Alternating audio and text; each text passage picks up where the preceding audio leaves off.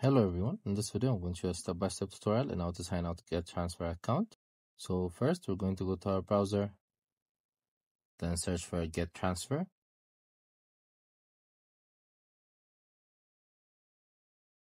Then we're going to click on the first link. And as you can see, this is their official website and we're logged in already. So we're going to click on the account section on the top right corner. Then as you can see, there is an option which says log out. So we're going to click on it.